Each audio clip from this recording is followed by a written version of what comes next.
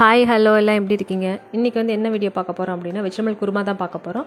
அது எப்படி செய்கிறேன்னு பார்த்துடலாம். வானல் வச்சுக்கோங்க. கொஞ்சமாக எண்ணெய் ஊற்றிட்டு கடுகு உளுத்தம் பருப்பு, வடகம், பச்சை மிளகாய், கருவேப்பிலை, சின்ன வெங்காயமாக இருந்தால் ஒரு கைப்பிடி போட்டுக்கோங்க, பெரிய வெங்காயமாக இருந்தால் ஒரு வெங்காயம் போட்டுக்கோங்க. நல்லா வதக்கிக்கணும் அந்த எண்ணெயிலேயே. அதுக்கப்புறம் பார்த்திங்கன்னா தக்காளி நல்லா ஃபைனாக கட் பண்ணிவிட்டு நல்லா பிழிஞ்சிக்கோங்க. கூடவே கொஞ்சம் உப்பு. அப்போ தான் பார்த்திங்கன்னா அந்த தக்காளி நல்லா மசியும். நல்லா அந்த எண்ணெயிலேயே வதக்குங்க. அதுக்கப்புறம் கொத்தமல்லி தழை, புதினா தழை இதெல்லாம் போட்டுட்டு நல்லா வதக்கிக்கோங்க.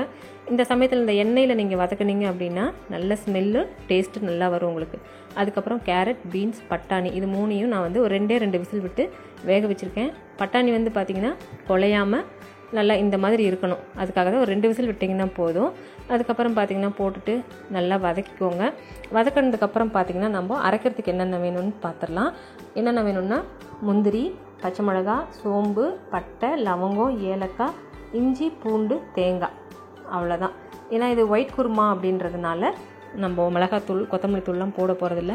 இது மட்டும் தான் நான் அரைச்சி ஊற்ற போகிறேன். இந்த முந்திரிக்கு பதிலாக சில பேர் பார்த்திங்கன்னா இட்லி மாவு இருக்கு இல்லையா, அந்த இட்லி மாவு ஊற்றுவாங்க. இல்லை அப்படின்னா கொஞ்சமாக அரிசி போட்டுக்குவாங்க. ஏன்னா குடும்பம் பெருசு அப்படின்னா கொஞ்சம் திக்காக வேணும் இல்லையா, அதுக்காக இதெல்லாம் போட்டுக்குவாங்க. நம்ம முந்திரி கொஞ்சம் போட்டோம் அப்படின்னா கொஞ்சம் ரிச்சாக இருக்கும், அவ்வளோதான். இந்த சமயத்தில் தேவையான அளவு தண்ணியெலாம் ஊற்றிட்டு மிக்ஸி ஜார்லேயே நல்லா இருக்கிறதெல்லாம் அலசிட்டு இதிலேயே ஊற்றிடுங்க. இந்த சமயத்தில் பார்த்திங்கன்னா உப்பு தேவையான அளவு இருக்கா அப்படின்றத பார்த்துட்டு நல்லா கொஞ்சம் கொதிக்க வச்சுட்டு, ரொம்ப கொதிக்கணும்னு அவசியம் இல்லை, இந்த பச்சை வாசனை போகிற வரைக்கும் நல்லா கொதிக்க வச்சுட்டு இறக்கிட்டோம் அப்படின்னா சூப்பரான அட்டகாசமான குருமா ரெடி ஆயிரும் நம்மளுக்கு. இதில் பார்த்திங்கன்னா நம்ம சப்பாத்திக்கு, இட்லி, தோசைக்கு, சாதத்துக்கு தொட்டு பிடிச்சவங்க பிசைஞ்சு சாப்பிட்டுக்கலாம். ரொம்பவே டேஸ்ட்டாக இருக்கும். அது சப்பாத்திக்கு ரொம்ப அட்டகாசமாக இருக்கும். ஏன்னா முந்திரிலாம் போட்டிருக்கோம் இல்லையா, அப்போ அந்த டேஸ்ட்டு பார்த்திங்கன்னா ஒரு ஸ்வீட்னஸோடு இருக்கும். ரொம்ப டேஸ்ட்டாக இருக்கும்.